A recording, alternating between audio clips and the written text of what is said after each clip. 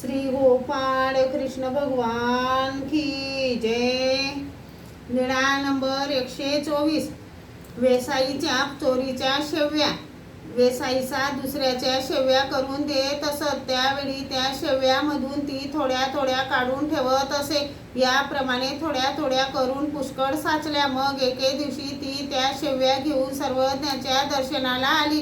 सर्वज्ञ गुंफेत बसले होते। सर्वज्ञांना दंडोते घातले, श्रीचरणा लागली। मग शेव्याची थैली सर्वज्ञांपुढे ठेवली। सर्वज्ञ म्हणाले, बाई, या चोरीच्या शेव्या?